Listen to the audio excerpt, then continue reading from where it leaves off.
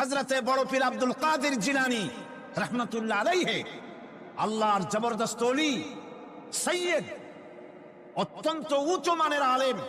তার সম্পর্কে এক শ্রেণীর আলেম নামধারী লোকেরা তাকে আল্লাহর কাছে পৌঁছায় দিয়েছে, আল্লাহর সমকক্ষ করে দিয়েছে।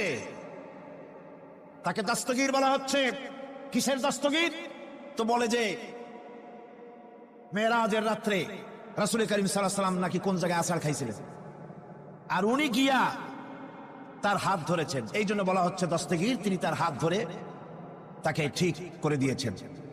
আবার আরশে তিনি উঠতে পারছিলেন না, সেই জন্য পীর সাহেবের কাঁধের উপরে পা রেখে হুজুর সাল্লাল্লাহু আলাইহি ওয়াসাল্লাম আরশে উঠছে। আল্লাহর সিঁড়ির এত অভাব হয়েছে, এই দুনিয়া থেকে নিতে পারলেন।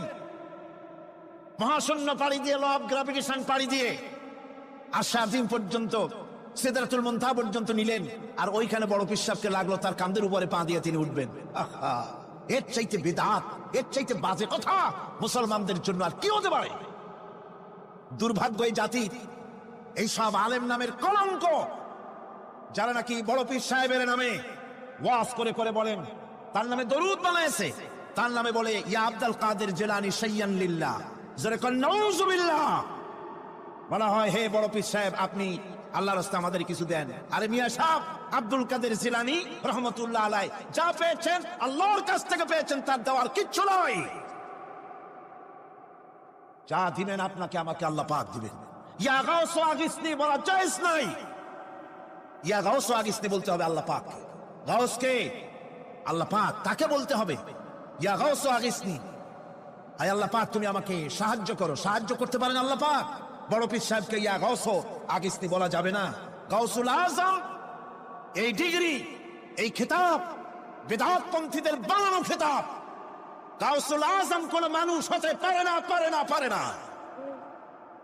গাউসে আজম, গাউসে আজম শুধুমাত্র আল্লাহ রাব্বুল আলামিন। গাউসে আজম কে? আল্লাহ রাব্বুল আলামিন, যিনি মানুষের ফরিয়াদ শোনেন, যিনি মানুষের ফরিয়াদ শোনেন, তিনি হচ্ছেন আল্লাহ পাক। বড় পীর সাহেবকে আমরা শ্রদ্ধা করি, কিন্তু সেই শ্রদ্ধার অর্থ এই নয় যে নবীদের চাইতে তিনি বড়, তিনি রাসূলের চাইতে বড়, তার নামে দরুদ শরীফ বানাইতে হবে, জায়েজ নাই। আশা করি একটা সব কথা আপনাদের মনে থাকবে। কি সব কথা? তার জীবনী বানায়েছে, তার মধ্যে লিখেছেন বড় পীর সাহেবের মা যখন বড় পীর সাহেব মায়ের পেটে ছিলেন, তখন এক ফকির তার বাড়িতে আসছে। ফকিরকে তিনি ভিক্ষা দিতে বেরিয়েছেন। মা ওই সময় ভিক্ষুক বড় পীর সাহেবের মায়ের উপরে হাত দিতে গিয়েছিল। তখন পীর সাহেব মায়ের পেটের থেকে বাঘের মতো বেরিয়ে সেই ফকিরকে ঘাড় মটকায় দিল। বাজে কথা। কোন ফকির বড় পীর সাহেবের মায়ের গায়ে হাত দেয় নাই, বাজে কথা। তারপরে তিনি মরা মানুষ চিন্তা করেছেন, খড়ম পাঠাইয়া কারে পিটাইছে, বদনা মারছে, আর এক বাড়ি যাইয়া সেই বদনা দিয়ে পিটাইয়া মাথা ফাটাই দিছে, বাজে কথা। মরা মানুষ চিন্তা করেছেন।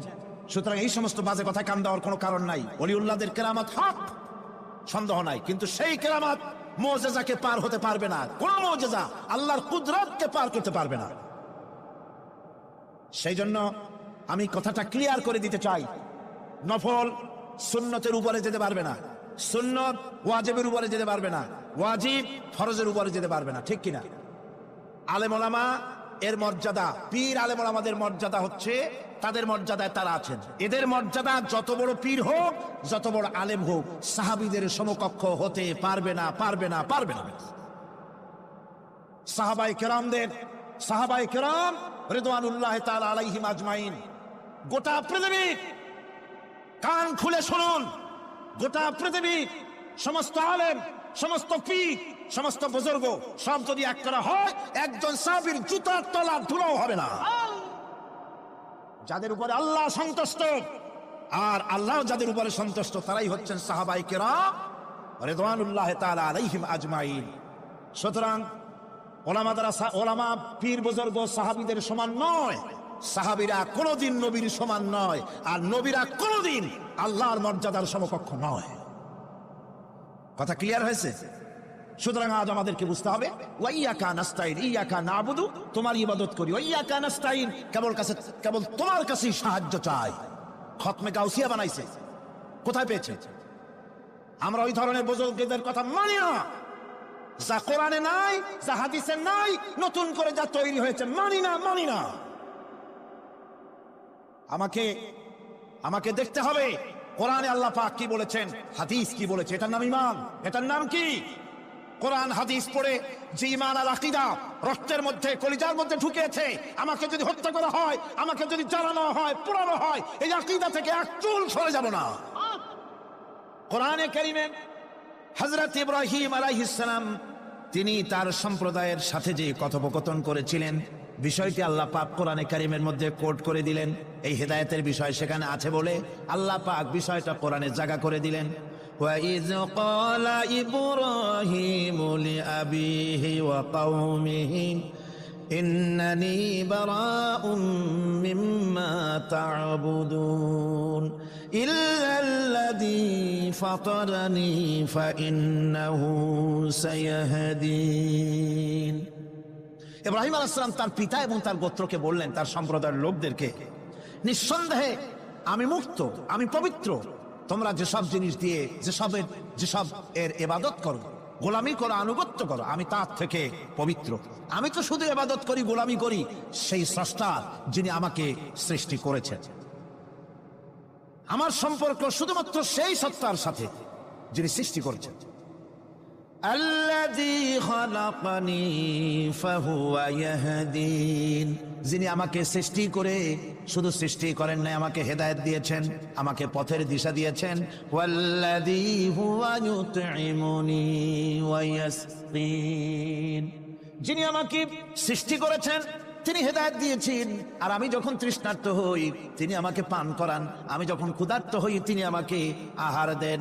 ওয়াইদা মারিতু ফাহুয়া ইয়াশফিন, আর যখন অসুস্থ হই তখন তিনি আমাকে রোগ মুক্ত করে দেন। সুবহানাল্লাহি ওয়া বিহামদি। তাহলে কি হলো? অর্থাৎ যে প্রতিপালক, তার প্রতিপালন পদ্ধতি আমার সকল প্রয়োজন মিটান, যিনি আমাকে পান করান, আহার করান, অসুস্থ হলে যিনি আমাকে সুস্থ করেন। হেদায়েতের কামটা তিনি আরেকজনের জন্য রাখেন নাই, তিনি আমার হেদায়েতের ব্যবস্থাও করেছেন। ভাইরা আমার, আল্লাহ রাব্বুল আলামিন শুধু সৃষ্টি করেন নাই, সৃষ্টি করে হেদায়েত দিয়েছেন, মানুষকে হেদায়েতের রাস্তা বলে দিয়েছেন। সঠিক পথ কোনটি সেই পথের কথাও তিনি পরিষ্কার করে বলে দিয়েছেন। এই জন্য আল্লাহ পাক বলেন, কোরআন মাজিদ হেদায়েতকে বিরাট দান বলে ঘোষণা করেছে। মানুষের জন্য যে হেদায়েত আল্লাহ দিয়েছেন তার সবচাইতে বড় দান। জোরে কোন সুবহানাল্লাহ। ইন্না খালাকনাল ইনসানা মিন নুতফাতিন আমশাদিন নাবতালিহি ফাজআলনাহু সামিআম বাসীরা। আমি মানুষের মিলিত শুক্রক দ্বারা, নুতফা দিয়ে আমি মানুষ সৃষ্টি করেছি এবং তাকে একে একে বিভিন্ন স্তর পার করেছি। তাকে শ্রবণ শক্তি দিয়েছি, তাকে দর্শন শক্তি দিয়েছি। ইন্না হাদাইনাহুস সাবিলা ইম্মা শাকিরান ওয়া ইম্মা কাফুরা। নিশ্চয়ই আমি তাদেরকে তাদের কর্মপন্থা প্রদান করেছি, আমি তাদেরকে হেদায়েত দিয়েছি, চলার পথের দিশা দিয়েছি। এখন ইচ্ছে করলে সে কৃতজ্ঞ হতে পারে, ইচ্ছে করলে অকৃতজ্ঞতার পথ অবলম্বন করতে পারে। আমি তাকে হেদায়েত দিয়ে দিয়েছি, পথ দেখিয়ে দিয়েছি। ডান এবং বাম দুটি রাস্তা আল্লাহ পাক দেখিয়ে দিয়েছেন। আসহাবুল ইয়ামিন, আসহাবুশ শিমাল, একটা ডানপন্থী আর একটা বামপন্থী। আমাদের দেশে কিছু লোক আছে নাম মুসলমান, কিন্তু বলে যে আমরা বামপন্থী আন্দোলন করি। অথচ সমস্ত ডানপন্থীদের জায়গা হবে জান্নাতে যদি জান্নাতের আমল করতে পারে। ডানপন্থীদের নেতা হচ্ছেন দুনিয়ার সমস্ত পয়গম্বরেরা, আর বামপন্থীদের নেতা হলো শয়তান। বামপন্থীদের নিয়ে শয়তান যাবে কিয়ামতে জাহান্নামে। আল্লাহ পাক রাস্তা বলে দিয়েছে। আল্লাহ রাব্বুল আলামিন বলেন, আলাম নাজআল লাহু আইনাইনি ওয়া লিসানান ওয়া শাফাতাইন ওয়া হাদাইনাহুন নাজদাইন। আমি কি তোমাদের দুটি চক্ষু দেই নাই, দেখার জন্য দুটো চোখ দেই নাই? আমি কি তোমাদেরকে কথা বলার জন্য দুটো ঠোঁট দেই নাই? এরপরে আমি কি তোমাদেরকে ভালো মন্দ বোঝার জন্য আমি কি হেদায়েত দেইনি? ভালো মন্দ সবটা বোঝার জন্য আমি তোমাদেরকে হেদায়েত দিয়েছি। সুতরাং এই হেদায়েতের রাস্তা ছেড়ে দিয়ে তোমরা নিজেদেরকে গুমরাহির মধ্যে ডুবিয়ে দিও না। আমার দেওয়া হেদায়েতের রাস্তায় নিজেদেরকে পরিচালিত করার জন্য প্রচেষ্টা করো। আল্লাহ পাক বলেন, والذين جاهدوا فينا لنهدينهم سبلنا وإن الله لمع المحسنين। যারা আমাকে পাওয়ার জন্য সাধনা করেছে তাদের পথ প্রদর্শন করা আমার জন্য অবশ্য কর্তব্য। অন্য জায়গায় আল্লাহ পাক বলেছেন ওমান ইয়াত্তাকিল্লাহা ইয়াজআল লাহু মাখরাজা, যে ব্যক্তি আমাকে ভয় করে চলে, আমার প্রতি আশা করে, ভরসা করে, তার জন্য আমি রাস্তা তৈরি করে দিই। সুবহানাল্লাহ। সুতরাং হেদায়েত আল্লাহ পাক দিয়েছেন, এমন নয় যে তিনি রাস্তা তৈরি করেন নাই। কোরআন খোদাই হেদায়েতের নাম দিয়েছে হুদা। খোদাই হেদায়েতের নাম কি? হুদা। এই কোরআনের এক নাম হচ্ছে, এই কোরআনের এক নাম কি? কোরআন বলছি ফামান তাবিআ হুদায়া ফালা খাউফুন আলাইহিম ওয়ালা হুম ইয়াহজানুন। আমার এই কোরআন, এই হেদায়েত যারা মানবে, এটাকে যারা অনুসরণ করে চলবে, এটার আইন কানুন যারা মেনে চলবে, ওদের জন্য কোনো ভয় নাই, কোনো চিন্তাও নাই, কোনো ভয় নাই, কোনো চিন্তা নাই, যারা এই কোরআনের হেদায়েতকে মেনে চলবে। আল্লাহর হেদায়েত হলো সবচেয়ে বড় বড় হেদায়েত। আল্লাহ পাক বলছেন কুল ইন্না হুদাল্লাহি হুয়াল হুদা ওয়া উমিরনা লিনুসলিমা লিরাব্বিল আলামিন। হে রাসূল, আপনি বলুন আল্লাহর হেদায়েত হলো সবচেয়ে বড় হেদায়েত। অর্থাৎ আল্লাহ যে রাস্তা দিয়েছেন, আল্লাহ যে কোরআন দিয়েছেন, এর থেকে বড় হেদায়েত মানুষের জন্য আর কিছু হতে পারে না। আল্লাহ পাক বলেন ওয়ালান তারদা আনকাল ইয়াহুদু ওয়ালান নাসারা হাত্তা তাত্তাবিআ মিল্লাতাহুম কুল ইন্না হুদাল্লাহি হুয়াল হুদা। স্মরণ রাখুন হে নবী, ইহুদিরা, খ্রিস্টানেরা কিছুতেই আপনার প্রতি খুশি হবে না যতক্ষণ পর্যন্ত আপনি ইহুদি হবেন অথবা খ্রিস্টান হবেন। ওরা কোনোদিন মুসলমানদের উপরে রাজি হবে না, খুশি হবে না। মনে রাখতে হবে একমাত্র সঠিক পথ ইহুদিদের পথ সঠিক নয়, নাসারাদের পথ সঠিক নয়। আসল পথ হলো আল্লাহ পাকের পথ। কার পথ আসল? আসল রাস্তা, আসল পথটি আল্লাহ পাক কোরআনে কারীমের মধ্যে বিশদভাবে বলে দিয়েছেন। এবং ইহদিনাস সিরাতাল মুস্তাকিমের ব্যাপারে আল্লাহ পাক কোরআনে সাফ করে বলে দিয়েছেন যে আমি এর বিনিময় তোমাদেরকে কোরআন দিলাম। বস্তুত ইহদিনাস সিরাতাল মুস্তাকিম এর জবাব হলো ওয়া ইন্নাল্লাহা রাব্বি ওয়া রাব্বুকুম ফা'বুদুহু হাযা সিরাতুম মুস্তাকিম। নিঃসন্দেহে আল্লাহ তোমাদের এবং আমাদের রব, আর সুতরাং তারই উপাসনা করতে হবে। এটাই দ্বীনের সরল পথ, আর এটা কোনো নতুন পথ নয়। আল্লাহ যে পথটা দিয়েছেন রাসূল করিম সাল্লাল্লাহু আলাইহি ওয়াসাল্লামের মাধ্যমে, সেটা কি কোনো নতুন পথ? না। কোরআন বলছে এটা নতুন পথ নয়। শারা'a লাকুম মিনাদ দীন মা ওয়াসসা বিহি নূহান ওয়াল্লাযী আওহাইনা ইলাইকা ওয়া মা ওয়াসাইনা বিহি ইব্রাহিম ওয়া মূসা ওয়া ঈসা আন আকিমুদ দীন ওয়া লা তাতাফাররাকু ফীহি। শারা'a লাকুম মিনাদ দীন, এই দিন তিনি তোমাদের জন্য সেই দিনই মনোনীত করেছেন যা হযরতে নূহ আলাইহিস সালাম এর উপরে তিনি ওসিয়ত করেছেন। যা ওসিয়ত করা হয়েছিল, নসিহত করা হয়েছিল হযরতে নূহ আলাইহিস সালামের প্রতি, তিনি মনোনীত করেছিলেন হযরত নূহ আলাইহিস সালামকে এই দিনকে প্রচার করার জন্য। আর যার উপরে চলার জন্য হযরত ইব্রাহিম, হযরতে মূসা, হযরত ঈসাকে নির্দেশ করা হয়েছিল। তাদের সকলের শিক্ষাই ছিল একটা, যে আল্লাহ পাকের দ্বীনকে প্রতিষ্ঠা করো, আর এই ব্যাপারে কোন রকমই নিজেদের মধ্যে পার্থক্য, মত পার্থক্যের সৃষ্টি করো না। এখন কথাটা আরো ক্লিয়ার করে দেই। ইহদিনাস সিরাতাল মুস্তাকিম চাইছিলাম আল্লাহ আমাদেরকে একটা সহজ রাস্তা দাও। সেই সহজ রাস্তা বলে দেওয়ার জন্য এসেছে কোরআন। সেই সহজ রাস্তা বলে দেওয়ার জন্য কি এসেছে? যারা বলেন কি, এই কোরআনে কারীম যদি প্রতিষ্ঠিত করা যায় সমাজে, রাষ্ট্রে, ব্যক্তিতে, পরিবারে, কোরআন যদি প্রতিষ্ঠিত করা যায়, তাহলেই মানুষেরা সহজ সরল পথ পাবে।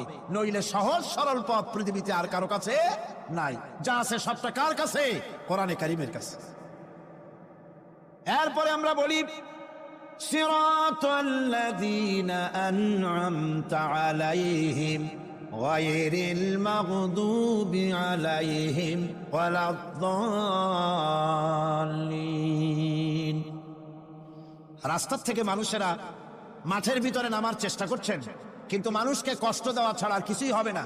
আমি অনুরোধ করছি, রাস্তা থেকে লোকেরা মাহফিলের ভেতরে ঢোকার চেষ্টা করবেন না। বিরাট রকমের ব্যাঘাত সৃষ্টি হবে। সকলে বসে পড়ুন, যিনি যে জায়গায় আছেন সেখানে বসুন, চাপ সৃষ্টি করবেন না, বসুন। আপনারা দাঁড়ালে আরো বিশৃঙ্খলার সৃষ্টি হবে। কোরআনের মাহফিল, খবরদার বেয়াদবি করবেন না, কেউ দাঁড়াবেন না। যারা দাঁড়িয়েছেন বসেন, আর জোরে সোরে জিকির করেন লা ইলাহা ইল্লাল্লাহ, লা ইলাহা ইল্লাল্লাহ, লা ইলাহা ইল্লাল্লাহ, লা ইলাহা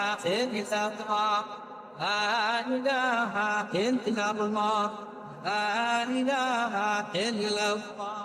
লা ইলাহা ইল্লাল্লাহ। জোরে করেন লা ইলাহা, লা ইলাহা,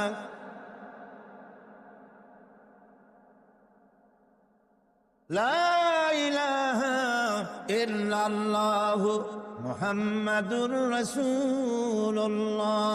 আল্লাহ আল্লাহ আল্লাহ আল্লাহ আল্লাহ আল্লাহ আল্লাহ আল্লাহ। আরো জোরে করেন আল্লাহ আল্লাহ আল্লাহ আল্লাহ আল্লাহ আল্লাহ আল্লাহ আল্লাহ আল্লাহ আল্লাহ আল্লাহ আল্লাহ আল্লাহ আল্লাহ আল্লাহ। লা ইলাহা ইল্লাল্লাহু মুহাম্মাদুর রাসূলুল্লাহ। বন্ধুগণ, এত বড় বিশাল মাহফিল, পুলিশ, আর্মি কেউ এটাকে কন্ট্রোল করতে পারবে না। এটাকে কন্ট্রোল করার দায়িত্ব আল্লাহ পাকের। কার দায়িত্ব? আল্লাহর কাছে সাহায্য চাই। আল্লাহ পাক কোরআনের মাহফিল, কোরআন শোনার জন্য মানুষের কাছে সহজ করে দাও, জোরে কোন আমিন। প্রচন্ড রকমের মানুষের চাপ সৃষ্টি হয়েছে। আপনারা রাস্তা থেকে মানুষকে চাপাচাপি করবেন না, সবাই বসে, হাঁটতে চেষ্টা করবেন না। এত বড় মাহফিল, আপনি হাঁটিয়া মানুষকে কষ্ট দিবেন না। যারা যেখানে দাঁড়ায়ছে সেখানে বসেন, বরকত হবে। হাঁটলে গুনাহ হবে, হাঁটবেন না। বন্ধুগণ, আমি আজ খুব লম্বা কথা বলবো না, কারণ মানুষের প্রচন্ড, অতীতের যে কোনো বছরের তুলনায় প্রচন্ড চাপ সৃষ্টি হয়েছে মানুষের। আমি কথা গোছাই আনতেছি। সিরাতুল মুস্তাকিম, এজন্য মডেল দরকার। কার অনুসরণ করব? আল্লাহ পাক শিখাইয়া দিলেন, সিরাতাল্লাযীনা আন'আমতা আলাইহিম। পড়েন সবাই, সিরাতাল্লাযীনা আন'আমতা আলাইহিম গায়রিল মাগদুবি আলাইহিম ওয়ালাদ-দাল্লিন। আয় আল্লাহ, অনুগ্রহপ্রাপ্ত দল, সেই রাস্তা, অনুগ্রহপ্রাপ্তদের রাস্তা চাই। তোমার মনোনীত ব্যক্তি, অনুগ্রহপ্রাপ্ত যারা, তাদের পথ অনুসরণ করতে চায়। এই অনুগ্রহপ্রাপ্ত দল কারা, সে কথা কোরআন শরীফে বলা হয়েছে। আল্লাহ রাব্বুল আলামিন বলেন, ওয়ামান ইউতি'িল্লাহা ওয়ার রাসূল ফাউলাইকা মা'আল্লাযীনা আন'আমাল্লাহু আলাইহিম মিনান নাবিয়্যিনা ওয়াস-সিদ্দীকিন ওয়াশ-শুহাদা'a ওয়াস-সালিহিন وحسن أولئك رفيقا। আর যে ব্যক্তি আল্লাহ এবং রাসূলের আনুগত্য স্বীকার করলো, নিঃসন্দেহে সে অনুগ্রহপ্রাপ্তদের সঙ্গী হলো। সেই অনুগ্রহপ্রাপ্ত কারা? নবীজির 4 শ্রেণীর লোক। কয় শ্রেণী? বলেন সবাই, কয় শ্রেণী? নবীজিন, সিদ্দিকিন, শুহাদা, সালিহিন। এই 4 শ্রেণীর লোক হচ্ছে আল্লাহ পাকের অনুগ্রহপ্রাপ্ত লোক। কোন আলহামদুলিল্লাহ। এরাই হলো অনুগ্রহপ্রাপ্ত দল। এখন নবী কারা? নবী হচ্ছেন যারা নাকি আল্লাহ পাকের কাছ থেকে ওহীপ্রাপ্ত হয়েছে, নিখিল মানুষের চিরন্তন শান্তি এবং কল্যাণের জন্য আল্লাহ পাকের নিকট থেকে সত্যের বিধান লাভ করেছেন। তারাই হচ্ছেন নবী, যারা আল্লাহ পাকের কাছ থেকে ওহীপ্রাপ্ত হয়েছেন। আর নবীরা হচ্ছেন মাসুম, নবীরা হচ্ছে বেগুনাহ। নবীদের কোনো ভুল নাই, নবীদের কোনো গুনাহ নাই। কোন সুবহানাল্লাহ। এই পৃথিবীর মধ্যে সুপার কোয়ালিটির মানুষ, সর্বশ্রেষ্ঠ মানুষ কারা? নবীরা। সর্বশ্রেষ্ঠ মানুষ কারা? এখানে আবার এক শ্রেণীর লোকেরা বলে যে নবীরে মানুষ কোয়া যাবে না। আছেন এমন লোক, নবীরে মানুষ কোয়া যাবে না কেন? কয় না নবীর সম্মান কত। আচ্ছা নবীরে মানুষ বলবো না তো বলবোটা কি? নবীরা কি ফেরেশতা? যদি ফেরেশতা বলি তাহলে কি নবীদের মর্যাদা বাড়ানো হলো? বলেন আপনারা, বাড়ানো হলো? তাহলে নবীদেরকে কি বলবো? তারা কি জেন? যদি জেন বলি তাহলে তাতে কি মর্যাদা বাড়বে? সবচাইতে মর্যাদা বেশি কার? মানুষের। সুতরাং এক শ্রেণীর লোকেরা খামোখাই আলেম নামধারী লোক, অথচ নবীকে মানুষ বলতে রাজি না। কোরআনে কারীম সাফ করে আল্লাহ পাক পরিষ্কার করে বলেছেন, قل إنما أنا بشر مثلكم يوحى إلي أنما إلهكم إله واحد। নবী বলুন, আমি তোমাদের মতো মানুষ, আমার উপরে ওহী আসে। ইন্নামা আনা বাশারুম মিসলুকুম, তোমাদের মতো মানুষ। একটু ভালো করে বিষয়টা বোঝেন। আরো বলেছি আমি, আজকে আবার স্মরণ করায় দেই। আল্লাহ শিখাই দিচ্ছেন, বলুন আমি তোমাদের মতো মানুষ, ফেরেশতা নই, জিন নই, আমার কাছে ওহী আসে। পার্থক্য এখানে। তবে আরো পার্থক্য আছে, সেটা হচ্ছে আমরা হচ্ছি সাধারণ মানুষ, নবীরা হচ্ছেন অসাধারণ মানুষ। সুবহানাল্লাহ। আমরা হচ্ছি মানব, রাসূল আল্লাহর পয়গম্বর হচ্ছেন মহামানব। কথা বুঝে আসছে? তার মানে হলো আমরা সাধারণ মানুষ। সাধারণ মানুষেরা গুনাহ করতে পারে, ভুল করতে পারে, সব রকমের গুনাহ করতে পারে। নবীরা কোনো গুনাহ করতে পারেন না। আল্লাহ পাক তাদের দিয়ে গুনাহ করান না। আল্লাহ পাক ফেরেশতা দিয়ে, আপন কুদরত দিয়ে নবীদেরকে হেফাজত করেন। সুবহানাল্লাহ। সুতরাং এই কথা বিশ্বাস করতে হবে, সমস্ত নবীরা হচ্ছেন মানুষ। নবীদের আদর্শই কেবলমাত্র আদর্শ, সেই আদর্শকেই গ্রহণ করতে হবে, তাকেই একমাত্র নেতা হিসাবে গ্রহণ করতে হবে। আমার নেতা বলতেও রাজি না। মুশকিল কি এক জায়গায়? কয় যে নেতা বলা যাবে না কেন? কয় যে ওই যে মানুষেরা বলে, স্লোগান দেয়, আমার নেতা, তোমার নেতা, অমুক তমুক হেনতেন, তো এগুলির সাথে নবীরে মিশানো এটা ঠিক না। আচ্ছা নবীরে নেতা কব না, কবটা কি? নবী কি হয় নেতা হবে, না হয় অনুসারী হবে, এর বাইরে তো কিছুই নাই। হয় ইমাম, না হয় মুক্তাদি। বাইরে কি? বাইরে তো নাই কিছু। সুতরাং নবী কি মুক্তাদি হবে? নবী কি অনুসারী হবে? নিশ্চয়ই হাজার বার নবী হচ্ছেন ইমাম, নবী হচ্ছেন নেতা। আমরা যখন আরবিতে বলি, ওনারা নিজেরাও আরবিতে বলেন, তখন কোনো আপত্তি হয় না। আল্লাহুম্মা সাল্লি আলা সাইয়্যিদিনা মুহাম্মদ। সাইয়্যিদিনা মানে হচ্ছে আমাদের লিডার, আমাদের নেতা। সাইয়্যিদিনা যখন বলে তখন আপত্তি করে না, কিন্তু আমাদের নেতা বললেই আপত্তি করেন। বাংলা ভাষা, বাংলাদেশি মানুষ হইয়া বাংলা ভাষার প্রতি এই গভীর জ্ঞান দেখলে দুঃখই হয়। বন্ধুগণ, মনে রাখতে হবে নবী হচ্ছেন মাসুম, বেগুনাহ এবং নেতা, আর মুহাম্মদ সাল্লাল্লাহু আলাইহি ওয়াসাল্লাম হচ্ছেন বিশ্ব নেতা, এটা কোনো সন্দেহ নাই। এই নবীর অনুসরণ করতে হবে। সিদ্দিকিন হচ্ছে সত্যকে যারা উদার, উন্মুক্ত, অকুণ্ঠ চিত্তে, দ্বিধাহীন ভাবে যারা গ্রহণ করেছে, এর বিপরীত যারা করেই নাই, তারাই হচ্ছেন সিদ্দিকিন।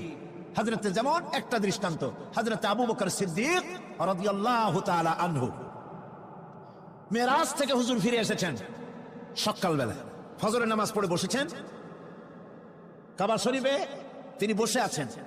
তো তখন আবু জাহেল এসে বলছে, মুহাম্মদ সাল্লাল্লাহু আলাইহি ওয়াসাল্লাম, প্রত্যেক দিনই তো নতুন নতুন কথা কও, আজকে কোনো নতুন কথা আছে? হুজুর বলেন, হ্যাঁ নতুন কথা আছে। কি? বলে, এই তো শেষ রাত্রে জিবরাইল আসছিল, আমারে নিয়ে গেল বাইতুল মুকাদ্দাসে, জেরুজালেমে গিয়ে নামাজ পড়লাম, ওইখান থেকে মহাকাশ পাড়ি দিলাম, 7 আকাশ পাড়ি দিলাম, সিদরাতুল মুনতাহা গেলাম, আরশে আজিম ভ্রমণ করলাম, আল্লাহর সাথে কথা কইলাম, জান্নাত জাহান্নাম দেখলাম, তারপরে আবার এই আয়েশা নামাজ পড়িয়া তোমাদের সাথে কথা বলতেছি। আবু জাহেল কয় যে, খাইস, যাও, মাথাটা একটু ভালো ছিল, এখন তাও সর্বনাশ হয়ে গেছে। কয়, মুহাম্মদ সাল্লাল্লাহু আলাইহি ওয়াসাল্লাম, তুমি যা বললা এই কথাটা আমি কি হুবহু মানুষের কাছে বলবো? হুজুর বলছেন, অবশ্যই বলো গিয়ে। আবু জাহেল চিন্তা করলো, দিস ইজ দ্য মোমেন্ট, এটাই হলো আসল সুযোগ পেয়ে গেছে মানুষকে বিভ্রান্ত করার জন্য। সবার আগে ছুটে চললো হযরত আবু বকর রাদিয়াল্লাহু তাআলা আনহুর বাড়িতে, যে বলছেন, আবু বকর শুনেছো? বলে, কি? মুহাম্মদ সাল্লাল্লাহু আলাইহি ওয়াসাল্লাম এই রকমের কথা বললো, বেচারার মাথাটা যাও ভালো ছিল, শেষ। হুজুর বলছেন, আবু জাহেল, আমার রাসূল কি এরকম বলেছেন? আবু জাহেল বলছে, আমার নিজ কানে শুনে আসলাম, এখনো তিনি সেখানে বসা। হযরত আবু বকর বলেন, আবু জাহেল, আমার আল্লাহর নবী তিনি যদি এরকম কথা বলে থাকেন, তাহলে আমি কোনো সন্দেহ পোষণ করি না, অবশ্যই আল্লাহ রাব্বুল আলামিনের হাবিব যা বলেছেন তা সত্য। হযরত আবু বকর রাদিয়াল্লাহু তাআলা আনহু মসজিদে হারামে আসলেন।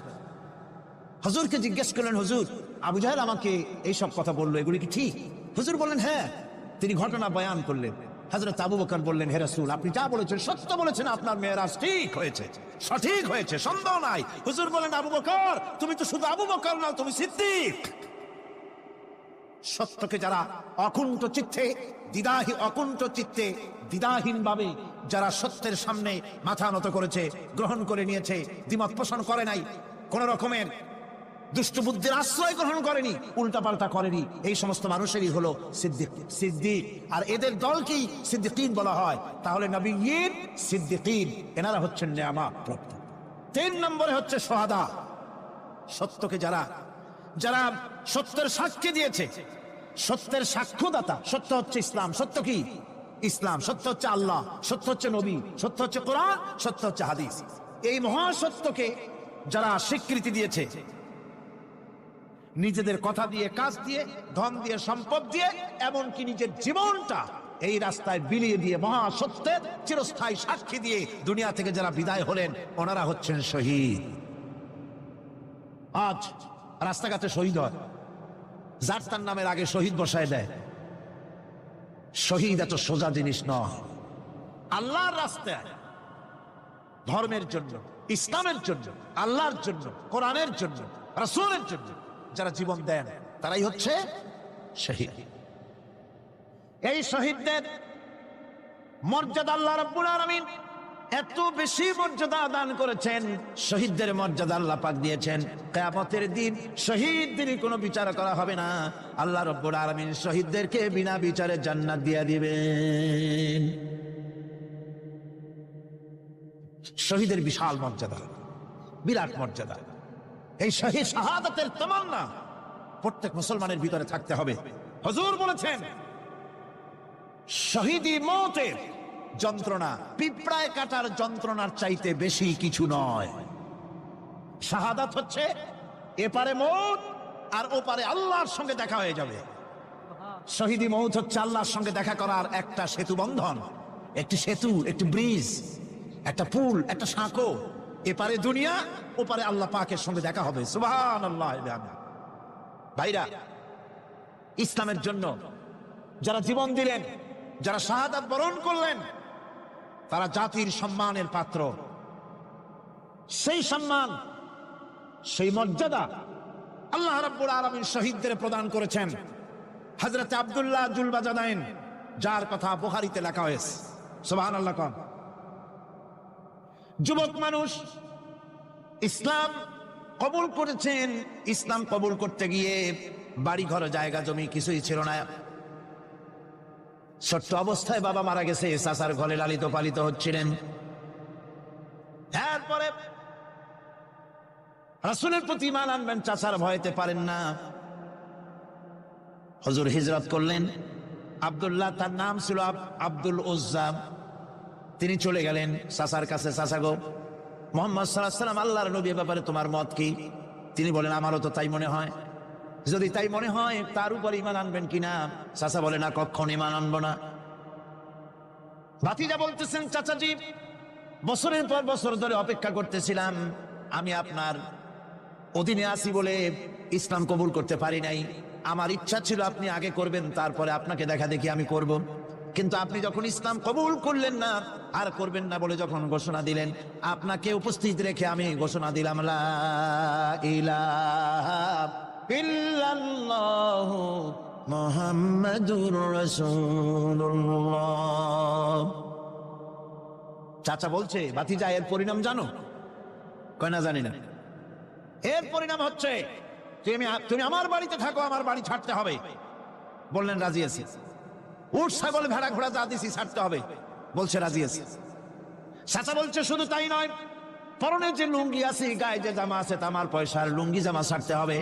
ভাতিজা বলছে, ঈমানের জন্য যা চাও সব ছাড়িয়ে দেব। জামা লুঙ্গি খুলে ফেলে দিয়ে দিলেন। হাদিস। তিনি চলে গেলেন মায়ের কাছে ওই অবস্থায়। মা এই যুবক ছেলেকে উলঙ্গ অবস্থায় দেখে 2 হাত দিয়ে নিজের চোখ চেপে ধরেছেন। বাবা, তোমার এই অবস্থা কেন? ছেলে বলছেন, মা, ঈমান আনার কারণে আমার এই অবস্থা হয়েছে। মা বলে, বাবারে কি চাও আমার কাছে? আব্দুল লজ্জা বলছে, মা কিচ্ছু চাই না, একটুখানি কাপড় আমারে দাও, আমি বিশ্ব নবী মুহাম্মদ সাল্লাল্লাহু আলাইহি ওয়াসাল্লামের খেদমতে যেতে চাই। মায়ের কাছে পুরানা কম্বল ছিল, কম্বলটা তিনি দিয়ে দিলেন। হযরতে এখনো তো সে মুসলমান হয়নি, ওই কম্বলটা ছিঁড়ে নিয়ে দুই টুকরা করে কম্বলটা পরলেন, আদাটা তাতে করে হাঁটু ঢাকে না, আর একটা কোন রকম গায়ে দিলেন। এরপরে হেঁটে হেঁটে কষ্ট করে মদিনায় চলে গেলেন। মসজিদে নববীর ভিতরে ঢুকে দরজার কাছে বসা বিশ্বনবী জনাবে মুহাম্মদ রাসূলুল্লাহ সাল্লাল্লাহু আলাইহি ওয়াসাল্লাম মসজিদে নববীতে, যুবক, হাঁটুর উপরে কাপড়, মাথার চুল উস্কো খুস্কো চেহারা, ক্ষুধার্ত চেহারা। হুজুর জিজ্ঞেস করছেন, তুমি কে? তিনি বললেন, আমার নাম আব্দুল উজ্জা। তোমার এই অবস্থা কেন? তিনি বললেন, হুজুর ঈমান আনার জন্য বাড়ি ঘর জায়গা জমিন উট বাছুর সব হারাইছি, এমনকি পরনের লুঙ্গিও আমারে দেয় নাই, মার কম্বলটা ছিঁড়িয়ে এনেছি। নবীজি আসহাবে সুফফার ভিতরেই তাকে বসতে দিলেন, তাকে থাকতে দিলেন, আর বললেন তারে কোরআন শরীফ শিখাবা। আব্দুল উজ্জাকে হুজুর বললেন, তোমার নাম উজ্জা নয়, তোমার নাম আব্দুল্লাহ। হাদিস শরীফে এসেছে আল্লাহর কাছে দুইটা নাম বেশি প্রিয়, একটা হচ্ছে আব্দুল্লাহ আর একটা হচ্ছে আব্দুর রহমান। মুসলমান হলেন। এরপরে আসহাবে সুফফার মধ্যে বসে আছেন, কোরআন শরীফ জোরে জোরে তেলাওয়াত করেন। আসহাবে সুফফা রাসূলের কাছে নালিশ করলেন, অভিযোগ করলেন, হুজুর এই আব্দুল্লাহর কোরআন শরীফ এত জোরে পড়ে, তার চিল্লানির জ্বালায় আমরা বিশ্রাম করতে পারি না। নবীজি বললেন, সাহাবীরা আব্দুল্লাহকে বেশি করে চিল্লাইতে দাও, বাধা দিও না, কারণ তার ঈমান বড় দামের ঈমান হয়েছে, ঈমান আনতে গিয়ে কিছু আনতে পারে নাই, তাকে বাধা দিও না, প্রাণ ভরে চিল্লাইতে দাও, জোরে জোরে পড়তে দাও। ইতিমধ্যে তাবুকের যুদ্ধে জনদামামা বেজে উঠেছে। রোমান সৈন্যরা হুজুরের সঙ্গে যুদ্ধ করবে, জিহাদ করবে, ইসলামকে পরাজিত করার জন্য তারা আক্রমণের প্রস্তুতি নিল। নবীজি রোমানদের সঙ্গে লড়াই হবে বলে সাহাবায়ে কেরামদের কাছে সাহায্য চাইলেন, যার কাছে যা আছে অস্ত্রপাতি জমা করো, টাকা দাও, পয়সা দাও। সবাই মিলে দিতে লাগলেন। দিতে দিতে মহিলারা গলার হাত, নাকের ফুল, কানের দুল হুজুরের সামনে স্তূপ হয়ে গেছে, টাকা কড়ি, সোনা দানা সব শুদ্ধ। হুজুর বলছেন, সাহাবীরা সবাই তো সব জিনিস দিলে, আমার আবু বকর রে দেখি না কেন? হযরত আবু বকর রাদিয়াল্লাহু তাআলা আনহু একটা পিলারের আড়ালে দাঁড়ানো ছিলেন। হুজুরের ডাক শুনে তিনি আসলেন, হাতে ছোট্ট একটা থলি, চোখে পানি। থলিটা হুজুরের হাতে তুলে দিলেন। হুজুর থলি ছাড়লেন, দেখা গেল কয়েকটা দিরহাম আর কয়েক কেজি গম, আর কিছু নাই। হুজুর তাকালেন, দেখছেন আবু বকর রাদিয়াল্লাহু তাআলা আনহুর চোখের পানিতে দাড়ি ভিজে ভিজে পড়তেছে। হুজুর বললেন, আমার সাহাবীরা আজ তোমরা সকলে মিলে যে দান করেছো, সেই দানের তুলনায় আবু বকর যে দান করেছে আল্লাহ রাব্বুল আলামিনের কাছে তার বেশি মূল্য হয়েছে। মনের মধ্যে অনেকের প্রশ্ন জাগলো, কেমন করে তা হলো? আমরা এত এত দিলাম। হুজুর জিজ্ঞেস করলেন, ও সাহাবী তুমি কত দিয়েছো, বাড়ি কত আছে? তিনি বললেন, এত দিছি, এত আছে। তুমি কত দিয়েছো, কত রেখে এসেছো? প্রত্যেকে এরকম বলল। হযরতে ওসমান, হযরতে ওমর, হযরতে আলী রিদওয়ানুল্লাহি তাআলা আলাইহিম আজমাইন তারাও বললেন, অর্ধেক এনেছি, অর্ধেক থুই আসছি, 2 ভাগ এনেছি, 1 ভাগ রেখে আসছি। সব শেষে নবীজি হযরত আবু বকর রাদিয়াল্লাহু তাআলা আনহুকে প্রশ্ন করলেন, আবু বকর তুমি কি এনেছো আর বাড়ি কি রেখে এসেছো? হযরত আবু বকর বলেন, ইয়া রাসূলুল্লাহ, ইয়া হাবিবাল্লাহ, আমার বাড়িতে জাগতিক সম্পদ বলতে যা বুঝায় সবটুকু এনে নবীজির কদম মোবারকে দান করে দিয়েছি। আবু বকরের ঘরে এখন আল্লাহ আর তার রাসূল ছাড়া কোনো জিনিস বাকি নাই, যা ছিল সব এনেছি। হুজুর জিহাদে রওনা হলেন 30,000 সৈন্য সাথে, 30 সহস্র সৈন্য নিয়ে নবীজি তাবুকের দিকে চললেন। পথের মধ্যে হযরত আব্দুল্লাহ এসে হুজুরের সামনে দাঁড়ায় গেছেন। আব্দুল্লাহ এসে বলেন, ইয়া রাসূলুল্লাহ, একটু দাঁড়ান। এই জিহাদে মেয়ে লোক, পুরুষেরা, সাহাবীরা সবাই প্রাণ ভরে দান করলো, কিন্তু আমি এমন এক বান্দা, আল্লাহর কিছুই দিতে পারলাম না। আমার তো দেওয়ার মতো কিছুই নাই হুজুর, আমার দেওয়ার মতো কিছুই নাই। তবে আমি আপনার কাছে দোয়া চাই, আপনি দোয়া করুন, আমি যেন এই যুদ্ধে, এই জিহাদের ময়দানে আমি যেন শহীদ হতে পারি। নবীজি বললেন, একটু বাকল নিয়ে আসো গাছের। একটা গাছের বাকল আনা হলো। এই বাকলটা হুজুর নিজ হাতে আব্দুল্লাহর হাতে বাঁধা দিলেন আর বললেন, রব্বুল আলামিন, আমি আব্দুল্লাহর রক্ত কাফেরদের জন্য হারাম করে দিলাম। হযরত আব্দুল্লাহ কেঁদে জারজার হয়ে যাচ্ছেন, বলছেন, ইয়া রাসূলুল্লাহ, আমি চাইলাম শহীদ হব, আর আপনি আমার রক্তকে কাফেরদের জন্য হারাম করে দিলেন। হুজুর বলেন, আব্দুল্লাহ, এখন যদি তোমার মৃত্যু জ্বরের ভিতরে হয়, আল্লাহ রাব্বুল আলামিন তোমারে শাহাদাত নসিব করে দিবেন। তাবুকের ময়দানে হুজুর চলে গেলেন। কয়েকদিন পরে খবর আসলো হুজুরের কাছে, আব্দুল্লাহ কয়েকদিন জ্বর ভোগ করে আব্দুল্লাহ মারা গিয়েছেন। হুজুর বললেন, তার জানাজার ব্যবস্থা করো, কাফন দাফনের ব্যবস্থা করো। ব্যবস্থা হয়ে গেল। রাতের বেলায় দাফন হবে। একজন লোক কবরের কাছে দাঁড়ায় টিম টিম করে একটা আলো নিয়ে দাঁড়ায় আছে, আর একজন লোক কবরের ভিতরে নেমেছেন। দুই ব্যক্তি লাশ দুই হাতে উঁচু করে নিয়ে আসতেছেন কবরের কাছে। যিনি কবরের ভিতরে দাঁড়ানো, তিনি বলতেছেন, লাশ বহন করে তোমরা যে দুইজন আনতেছো, লাশের সাথে খবরদার বেয়াদবি করো না, তোমাদের ভাইয়ের সঙ্গে আদব করো। এই বলে কবরের ভিতরে যিনি দাঁড়িয়েছিলেন, তিনি লাশটারে ধরলেন। কবরের ভিতরে দাঁড়াইয়া যিনি লাশ ধরেছেন, লাশকে কবরে শোয়াই দিয়েছেন, তিনি আর কেউ নন, তিনি বিশ্ব নবী মুহাম্মদুর রাসূলুল্লাহ। নিজের হাতে হযরত আব্দুল্লাহকে শোয়াই দিলেন। লাশ বহন করে যে দুইজন আনলেন, তার একজন হলেন হযরত আবু বকর, আর একজন হযরত ওমর রাদিয়াল্লাহু তাআলা আনহুমা। আর আলো নিয়ে যিনি দাঁড়িয়েছেন, টিম টিম করে জ্বলতেছেন, তিনি হযরত বেলাল। কবরের ভিতরে হযরত আব্দুল্লাহকে শুইয়ে দিয়ে উপরে মাটি দিয়ে নবীজি কবরের দুই দিকে হাত দিয়া আল্লাহ রাব্বুল আলামিনের দরবারে ফরিয়াদ তুললেন, রব্বুল আলামিন, আমি আজকে সন্ধ্যা পর্যন্ত এই আব্দুল্লাহর প্রতি রাজি ছিলাম, খুশি ছিলাম। আল্লাহ গো, তুমি আব্দুল্লাহর প্রতি রাজি হয়ে যাও। হযরত ইবনে মাসউদ রাদিয়াল্লাহু তাআলা আনহু পাশে দাঁড়ানো ছিলেন। চিৎকার দিয়ে কেঁদে কেঁদে বললেন, আয় আল্লাহ তাআলা, এই কবরের ভিতরে আজকে আব্দুল্লাহর লাশটা না হইয়া যদি আমার লাশ হতো, আমার ভাগ্যটা খুলে যেত। শহীদের মর্যাদা আল্লাহ পাকের কাছে সব থেকে বেশি। এই শহীদের পথ নিয়ামত প্রাপ্তদের পথ। যারা নিয়ামত পেয়েছে পৃথিবীতে, নবীজিন, সিদ্দিকিন, শুহাদা, এরাই হচ্ছেন নিয়ামত প্রাপ্ত। আল্লাহর রাস্তায় জীবন দেওয়ায় যে মজা, পৃথিবীতে আর কোনো কিছুতে সেই মজা নাই। হযরত ওমর রাদিয়াল্লাহু তাআলা আনহু দোয়া করতেন, আল্লাহুম্মা রযুকনি শাহাদাতান ফি সাবিলিক ওয়াজআল মাউতি ফি বালাদি রাসূলিক। আয় আল্লাহ, তুমি আমাকে শাহাদাতের মত আমাকে দান করো। শাহাদাতের তামান্না প্রত্যেকটি মুসলমানের ভেতরে থাকতে হবে।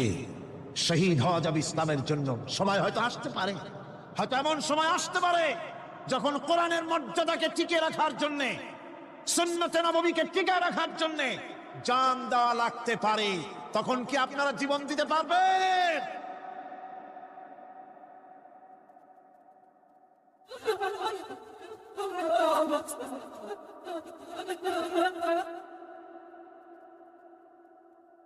এরপরে চতুর্থ নম্বরে হচ্ছে সালিহিন। চতুর্থ নম্বরে কি? সালিহিন। সালিহিন হচ্ছে জীবনের প্রত্যেকটি ক্ষেত্রে যারা একনিষ্ঠভাবে আল্লাহর বিধান পালন করেছেন, যারা পুণ্যের সাথে সুদৃঢ় থেকেছেন, যারা অটল থেকে পুণ্যের সাথে হকের সাথে অটল থেকেছেন, কোন অবস্থাতেই ইসলামী আদর্শের বিরুদ্ধাচরণ করেনি, তারাই হচ্ছেন সালিহিন। ইসলামের আদর্শ ছাড়ে নাই, পরিত্যাগ করে নাই, জীবনের সবকিছুর বিনিময় এটাকে আঁকড়ে ধরে থেকেছেন, ইসলামী আদর্শের পরিপন্থী কিচ্ছু করেন নাই। এরা হচ্ছেন সালিহিন। কোন আলহামদুলিল্লাহ। আল্লাহর অনুগ্রহ প্রাপ্ত কয় শ্রেণী? 4 শ্রেণী। নবীজিন, সিদ্দিকিন, শুহাদা, সালিহিন। এই 4 শ্রেণীর লোকেরাই হচ্ছে নিয়ামত প্রাপ্ত। আমরা বলেছি, সিরাতাল্লাযীনা আন'আমতা আলাইহিম গায়রিল মাগদুবি আলাইহিম ওয়ালাদ-দাল্লিন। নিয়ামত প্রাপ্তদের পথ চাই, অনুগ্রহ প্রাপ্তদের পথ। আর অভিশপ্ত পথভ্রষ্টদের পথ আমরা চাই না, আমরা পরিহার করে চলবো। এটা একটু আদব বটে। যারা অভিশপ্ত, যারা পথভ্রষ্ট, ওরা কারা? মাগদুব এবং দল্লিন। মাগদুব হচ্ছে অভিশপ্ত, দল্লিন হচ্ছে পথভ্রষ্ট। দুনিয়ার সমস্ত মুফাসসিরিন মুহাদ্দিসিন সব একমত, মাগদুব হচ্ছে ইহুদিরা। মাগদুব কারা বলেন না, কারা? আর দল্লিন অভিশপ্ত কারা? খ্রিস্টানেরা। বলেন কারা? একটুখানি জোরে সোরে দরুদ শরীফ পড়েন। সালাতুন ইয়া রাসূলুল্লাহ আলাইকুম, সালামুন ইয়া হাবিবাল্লাহ আলাইকুম। জোরে পড়েন।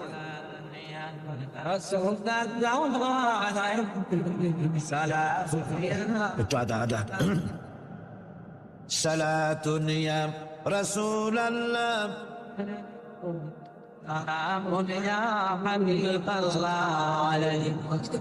ভাইরা, ইহুদিদের অভিশপ্ত হওয়ার কারণটা কি? আল্লাহ রাব্বুল আলামিন বলেন, শোনো কারণ কি।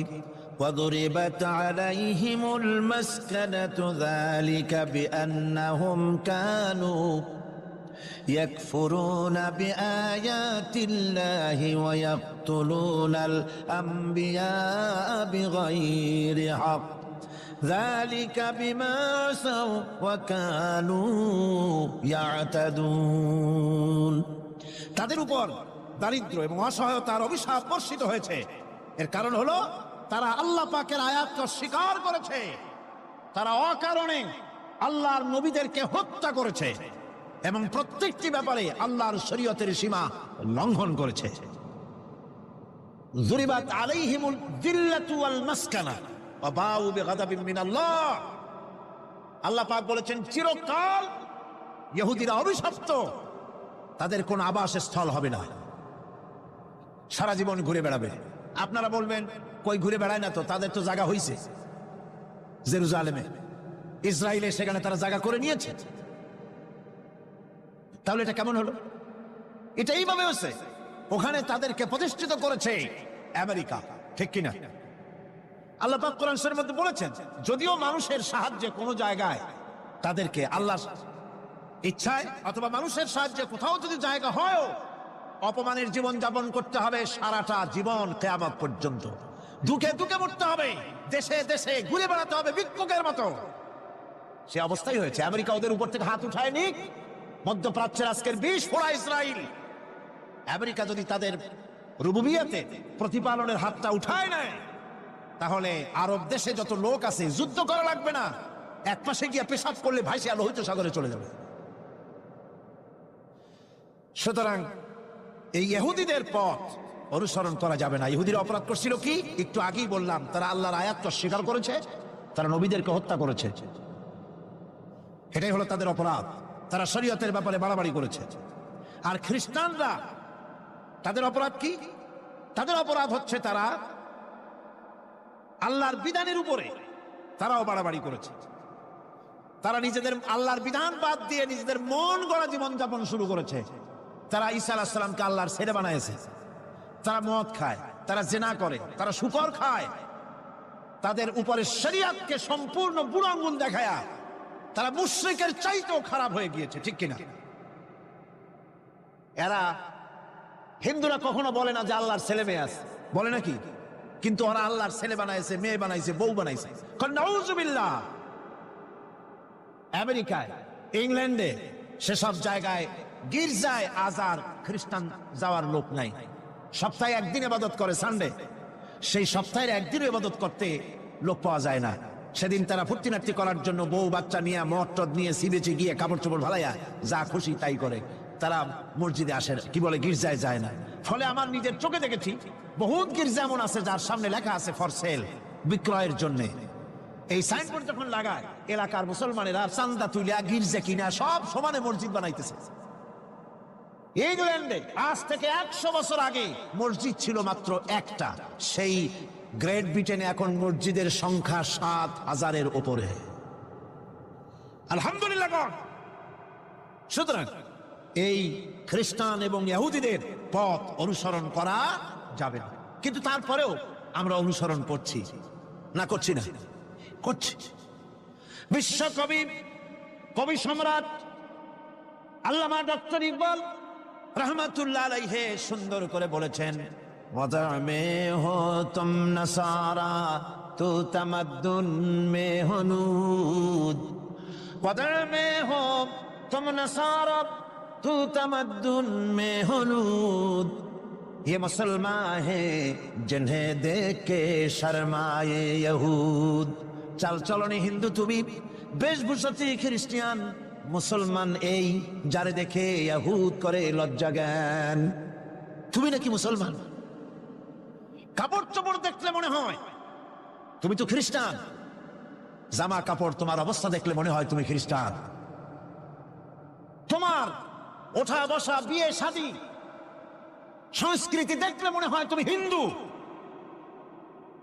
আর তোমার লেনদেন দেখলে ইহুদিরা পর্যন্ত তোমাকে ঘৃণা করে। কথা ঠিক কিনা? কথা ঠিক কিনা? এই হলো মুসলমানদের অবস্থা। সুতরাং আল্লাহ পাক বলছেন ইহুদিদেরকে ছাড়তে হবে, খ্রিস্টানদের অনুকরণ ছাড়তে হবে।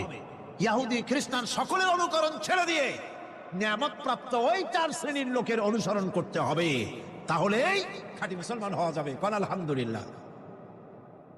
এই হলো সূরা ফাতিহা, যা গত আজকের দিন সহ 5 দিন আমরা আলোচনা করলাম। কোন আলহামদুলিল্লাহ। এখন এই সূরা ফাতিহাকে আমি আপনাদের পকেটে উঠাই দিতে চাই, যাতে করে মনে থাকে। 5 দিনের অনেক কথা এক জায়গায় করে দিলে মনে করতে সুবিধা হবে, ঠিক কিনা? মনে রাখতে সুবিধা হবে। সূরা ফাতিহা আয়াত কয়টা? এই 7টি আয়াতের 7টি শিক্ষা আছে। সূরা ফাতিহার শিক্ষা 1, সকল প্রশংসা কেবলমাত্র হাদিস শরীফে এসেছে, ইদা মুদিহাল ফাসিকু ইহতাজ্জাতিল আরশ, যখন কোন ফাসিকের প্রশংসা করা হয়, যে ব্যক্তি নামাজ পড়ে না, রোজা করে না, দিন মানে না, ঈমান নাই, চরিত্র নাই, এমন লোককে যখন প্রশংসা করা হয়, আল্লাহ পাকের আরশ গোসায় থরথর করে কাঁপতে থাকে। সুতরাং সমস্ত প্রশংসা হবে কার? পার্লামেন্টে যখন বাজেট বক্তৃতা হলো, বাজেটের উপরে 39 ঘন্টা আলোচনার সুযোগ এলো। আমি দেখলাম প্রত্যেকেই আলোচনার সময় বলছেন, আমি স্মরণ করছি সহস্র বছরের অমুক, শ্রেষ্ঠ অমুক, আমার নেতা অমুক, এভাবে বলছে। প্রত্যেকেই দাঁড়িয়ে বলছে, আমি স্মরণ করি অমুক আর তমুক। আমি খুব চিন্তায় পড়ে গেলাম, আহারে, পৃথিবীর 2য় বৃহত্তম মুসলিম দেশ, আমার আল্লাহর নাম উঠছে না। আমি সময় পেলাম 25 মিনিট। তথ্য মন্ত্রণালয়ের কলিজা তো পুঁটি মাছের মতো বড়, সেই জন্য আমার বক্তব্য তারা দেয় নাই। ওই 25 মিনিটে আমি যে আলোচনা করেছি, আমি প্রথম দাঁড়ায়া আমার তৃপ্তি, মনে হয় এই রকমের তৃপ্তি আমার কখনো নিকট বর্তমানে কোনদিন হয়েছে কিনা আল্লাহই জানে। ওই দিন আমি যা তৃপ্তি পেয়েছি, আমি দাঁড়িয়ে বললাম নাহমাদু নুসাল্লি আলা হামদ সানা কুইয়া। তারপরে বললাম, আমি স্মরণ করছি হৃদয়ের সবটুকুন আবেগ উজাড় করে, জীবনের সব শ্রদ্ধা একত্রিত করে আমি স্মরণ করছি। যখন বলছি, দেখি 2 দিকের মানুষ হতচকিত হয়েছে, কার নাম কই? আমি বললাম, আমি স্মরণ করছি বিশাল ওই আকাশের মালিক, বিস্তীর্ণ এই জমিনের মালিক, কুল কায়নাতের মালিক আমার আল্লাহ রাব্বুল আলামিনকে স্মরণ করছি।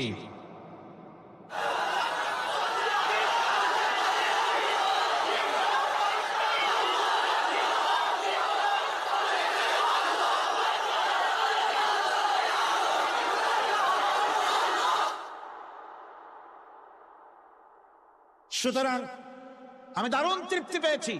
আপনাদেরকেও বলি, প্রশংসা হবে কেবলমাত্র আল্লাহ পাকের। প্রশংসা কার? আর প্রশংসা হবে বিশ্ব নবী জনাবে মুহাম্মদ রাসূলুল্লাহ সাল্লাল্লাহু আলাইহি ওয়াসাল্লাম। চিৎকার মেরে সারা জীবন আল্লাহ এবং রাসূলের প্রশংসা করতেই থাকবে ইনশাআল্লাহ। আমাদের করতে হবে, মুসলমানদের তাই। আর প্রশংসা করব যারা আমার রাসূলের, আল্লাহর হুকুম মানে, আর আমার রাসূলের অনুসরণ অনুকরণ যারা করে, তারা আমাদের সম্মানের পাত্র, আলহামদুলিল্লাহ। 2, শেষ বিচারের একমাত্র মালিক হচ্ছেন আল্লাহ পাক। সূরা ফাতিহার 2য় শিক্ষা, শেষ বিচারের দিন, ডে অফ জাজমেন্ট, শেষ বিচারের দিনের মালিক কে? একচ্ছত্র অধিপতি আল্লাহ রাব্বুল আলামিন, যেদিন কেউ কথা বলতে পারবে না আল্লাহ পাকের নির্দেশ ছাড়া, সেই হাসরের মাঠের একচ্ছত্র মালিক আল্লাহ পাক। সুপ্রিম কোর্টের সুপ্রিম কোর্ট, সমস্ত জাস্টিসদের জাস্টিস হবেন আল্লাহ সুবহানাহু ওয়া তাআলা। এটা হলো দ্বিতীয় শিক্ষা, মনে রাখতে হবে। সেদিন আল্লাহ পাক তিনি বিচার করবেন, কঠিন বিচার হবে সেদিন, এটা মনে রাখতে হবে। 3 নম্বরের শিক্ষা হচ্ছে সূরা ফাতিহার শিক্ষা নাম্বার 3, জীবনের সকল ক্ষেত্রে গোলামি, আনুগত্য, দাসত্ব একমাত্র কেবলমাত্র শুধুমাত্র আল্লাহ রাব্বুল আলামিনের। গোলামি কার হবে? চিল্লায় বলেন কার হবে? 3। 4 নম্বরে সাহায্য চাইতে হবে কেবলমাত্র কার কাছে? আল্লাহ পাকের কাছে। 5, হেদায়েতের গ্রন্থ হিসাবে গ্রহণ করতে হবে আল্লাহ পাকের কোরআনে কারীমকে।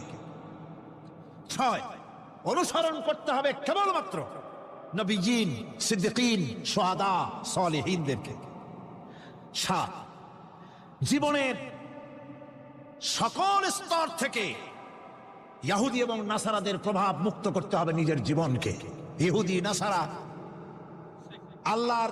আল্লাহ বিরোধী যারা মুশরিক, নাস্তিক, মুরতাদ, এর সবগুলি থেকে নিজেকে মুক্ত করতে হবে। গোলামি হবে কেবলমাত্র আল্লাহ পাকের। আর এইভাবে 7টি আয়াতের 7টি শিক্ষা আপনাদের সামনে পেশ করলাম। আল্লাহ রাব্বুল আলামিন এগুলি যেন মানার তৌফিক আমাদের দেন, আমরা বলি আমিন। আরো জোরে বলেন আমিন। বন্ধুগণ,